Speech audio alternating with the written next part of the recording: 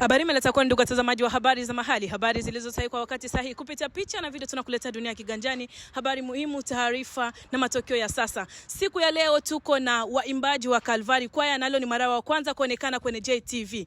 Endelea kutufuatilia habari za mahali.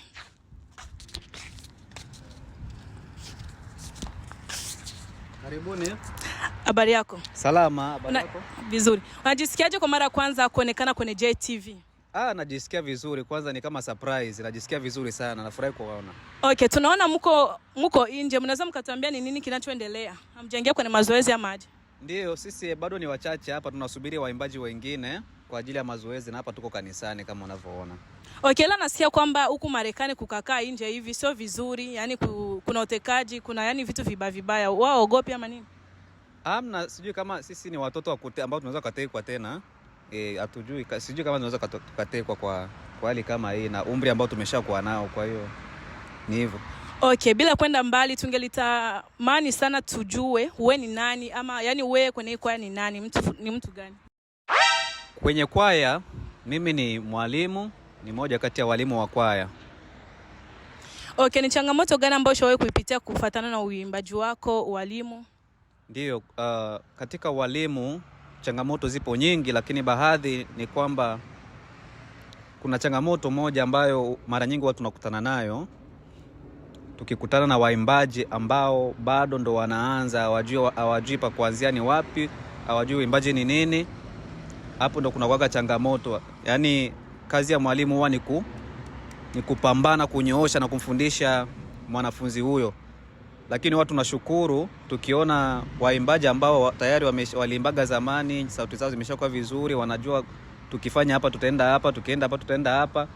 Kwa hiyo changamoto tu mmoja wapo ambao ni kubwa na ni hiyo ya kusema kwamba mwanafunzi anaanza upya kuimba, ajui aanzie wapi, ajui ni sauti ya ngapi. Kwa hiyo ile kupambana kwa sababu ya kumfundisha ni moja kati ya changamoto, lakini ni jukumu letu, ndio jukumu la walimu. Pole sana ndugu mtazamaji, unatufuatilia kupitia habari za mahali. Tunaendelea kupiga story na waimbaji wa Calvary. Kama hivyo kisi mnavyoangalia ni waimbaji wengi sana na tutaenda kuongea na kila umoja wao. Habari yako? Salama, habari? Vizuri. Kwanza nashukuru sana kukutana na wewe siku leo. Asante. Okay, bila kuendelea, tunajua kwamba hapa tuko na hoji kama vile Calvary Choir, ila tutakuuliza pia swali kidogo kuhusiana na uimbaji wako. Mimi kwanza kabisa namshukuru sana Mungu kwa sababu kwa uimbaji wangu mimi nikiangalia nyuma nilipotoka ni mbali sana. Sana tena sana. Yeah. Okay.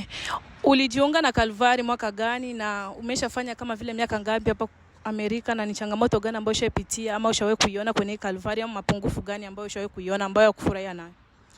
Kwanza kabisa mimi Calvary Choir ni kwaya nzuri sana ambayo nimetokea kuipenda, na namshukuru Mungu kwa sababu amenifikisha kwenye hii kwaya. Sikutegemea kabisa, na muda ambao niko hapa bado mimi mgeni sana hapa Marekani, niko na miezi 7 sasa hivi Marekani. Okay. Wewe ni nani kwenye hii kwaya ya Calvary? Mimi ni kiongozi wa Calvary Choir, ni mwalimu kati ya walimu wa Calvary. Yeah. Okay, ulisema kwamba wewe bado kingaliki natoka Afrika. Najua uliona kwaya nyingi sana huko na ulikuwa mwalimu huko Afrika. Ni changamoto gani ama ni utofauti gani ambao umeshawahi kupata au kuona kati ya kwaya ya huko Amerika na kwaya ya Afrika? Kwanza kabisa kati ya hizi kwaya mbili, ile kwaya ambayo nilikuwa naiongoza kule na hii, sijaona utofauti, kwa sababu ndio maana nasema kwamba namshukuru Mungu amenifikisha kwenye kwaya. Vizuri sana. Habari yako? Vizuri. Unajisikiaje leo ni mara yako ya pili kuonekana kwenye JTV? Najisikia furaha sana. Neno moja kwa watazamaji wanakutazama. Muendelee kututazama, msisahau kusubscribe na kulike na kucomment. Asante. Mbona unaonekana kama vile una aibu fulani, kuna kitu gani kinachoendelea? Hakuna. Uko sawa? Niko sawa. Tunajua wewe ni mwimbaji wa Calvary. Wewe ni nani kwenye hii kwaya? Mimi ni mwimbaji tu kawaida. Unaimbaga sauti ya ngapi? Naimbaga sauti ya kwanza. Ni changamoto gani ambayo ushawahi kuipitia kufuatana na hiyo sauti yako ya kwanza? Kama wanatufundisha hivi na sisi tunaimba hivi, hiyo inakuwa sauti tofauti, sio inakuwa changamoto sana kwangu. Okay, ulianza kuimbia kwaya Afrika ama hapa Marekani? Hapa Marekani. Okay, unaweza kutuimbia tu nyimbo tu fupi tu kidogo ambayo unapendaga sana kwenye Calvary Choir?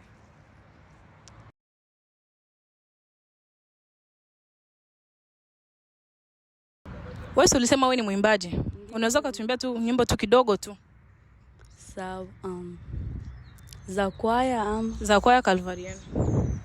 Sawa. Patia muda mpaka inabidi nikumbuke sasa. Yaani nyimbo zinakupotea ama aje? Hapa mmekuja kufanya nini kwanza? Tumekuja kuimba. Mmekuja kuimba. Yaani ukumbuke hata nyimbo hata kidogo tu.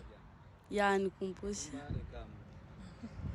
Ekambo la mweneombe lekyo lushaso akelwa umtema na obwela mbochwa na nenyemya ikambo onda ikambo la becha. Una sauti nzuri sana kabisa. Habari yako dada? Nzuri. Mbona unajikumbata sana? Kuna nini? Uko sawa? Niko sawa, labda wewe? Niko vizuri sana. Unajisikiaje kwa mara ya kwanza kuonekana kwenye TV yetu ya JTV? Mimi nasikia furaha sana. Neno moja kwa nao kutazama kwa sasa. Wazidi kufuatilia JTV na wasubscribe, washare na kulike na comment pia. Okay, tunaonaga sana unakuwa natumia sana kwenye Calvary Choir, tukikuangalia pamoja na ile kwa yenu kama ndio Yordani Choir ulikuwa mtu wa kutumia sana. Unahisi ni kwa nini wanakupashaka nyimbo za mingi wewe utume? Hiyo mimi sijui, lakini nitasema kwa sababu kwenye kwaya ile kulikuwa watoto wengi sana na hawakuwa na uwezo wa kutuma, maana walikuwa nasikia woga na aibu pia. So ndio maana walikuwa wananipatia mimi kwa sababu mimi nilikuwa nimeshazoea. Okay, kuna waimbaji wengi ambao wana ile hofu ya kutuma, nasikia boga saa ya kutuma. Wewe kama mtu ambao umeshazoea kutuma sana, unaweza yani neno gani ambao unaweza kuwaweka moyo ama kuambia ili wasikuwe nasikia boga? Ulifanyaga aje ili yani uache mambo ya woga? Cha kwanza ukiwa unatuma, yani usio unaangalia watu machoni, wewe unaangalia hapa juu hivi. Na kingine ni kujiamini tu. Kwa hiyo hapo najiamini. Hata tukikwambia kwa sasa uimbe utaimba kabisa. Unaweza kutuimbia tu nyimbo ambayo unaipendaga sana ya Calvary Choir? Naweza. Tuimbie. Toi eke na msao waso akelwa obechundo mwacha becha. Toi eke na msao waso akelwa obechundo mwacha becha. So akelwa ya bohemi. So akelwa ya bohemi wa Yesu. So akelwa ya bohemi. So akelwa ya bohemi wa Yesu. Asante sana na sauti nzuri. Bila kuchelewa tutakurudia tena kwa sababu wewe ndio ulisema wewe ndio mwalimu wa kwaya. Nyewe wawili hapo lakini yake ngaliki mgeni anakingakia toka Afrika na wewe ushakuwa ni mwenyeji kabisa wa Calvary Choir. So tunataka tupige story na wewe 1 2 3 kuhusiana na hii kwaya. Hii kwaya ilianza aje na jina ya Calvary Choir imepatikana tu aje mpaka mkaanza kuitwa Calvary Choir. Pia cha pili, Calvary ni kwaya kubwa sana ambayo inaangaliwa na watu wengi sana ulimwenguni mzima. Pia ni kwaya pendwa ambayo inapendwa sana na watu wengi. So unaweza kusema aje kuhusiana na hiyo kitu, jina ilianzia wapi? Ndio, kwanza hii kwaya Calvary imeanza muda mrefu sana. Mimi nimekuja hapa Marekani mwaka wa 2018, nilikuta hii kwaya ipo, ila haikuwa inaitwa kwa jina la Calvary. Ilikuwa inaitwa tu kwa jina la Swahili kwaya. Kwa sababu huko kwenye mikutano ambako walikuwa wanaenda huko ndio jina ambalo walikuwa wanaitwa Swahili kwaya.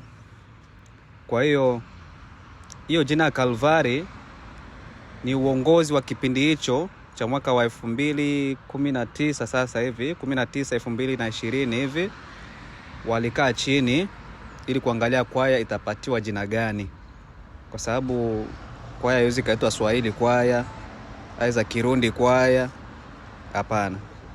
Kwa hiyo wakaona kwamba wakae chini kwa sababu watengeneze jina ya utambulisho wa kundi. Ni hatari kweli. Yaani kwaya yenu ilikuwa inaitwa Swahili kwaya. Afrika badilisha mkaitwa Calvary Choir. Hasa ni kitu gani kiliwafanya yani mubadilishe jina ya Swahili kwaya? Okay, kama nilivyosema, hiyo kwanza Swahili ni lugha hiyo. Sasa ndio. Tukiita kwaya Swahili ni kama vile hiyo kwaya inaitwa lugha. Sasa it makes sense. Ni kama English kwaya. Haieleweki. Ndio maana tukaona kwamba tuite, kwa sababu ni kundi ya Injili, tukaona ni vema tuite Calvary Choir. Na Calvary, kwa wale ambao wajui, kwa wale ambao wafahamu Calvary Choir, Calvary ina maana ni sehemu ambayo Bwana yetu Yesu Kristo alikwenda kuteswa, aweza kuwekwa msalabani, si ndivyo? Ile sehemu inaitwa Calvary au Golgotha, ndio maana yake. Okay. Tukienda pia kwa upande wa mavazi, yani mivalio yenu wana Calvary Choir, mnakuwa na vaa vizuri sana, pia matabia zinakuwa yani tabia nzuri sana. Na pia nimeshawahi kukutana na mtu mmoja nikamfanyia interview, lakini sikuwahi kuiposti kwa sababu ilijivutaga kibati mbaya tu, lakini asemaga kwamba anapendaga sana Calvary Choir na gisi mnakuaga. So ningelipenda tu useme tu kitu kidogo tu, ni kitu gani kinawafanya mpendwe sana na watu, na mlifanyaga aje mpaka mkwe na uweza ni wabinti wa Calvary wanakuwa na jistili na wanatii sheria vizuri? Ni kitu gani ambacho kilituma muwashawishi wale wanakwaya mpaka wawe na watii sana nye? Ndiyo, siri kubwa ni kulifuata neno la Mungu ambayo ni Biblia.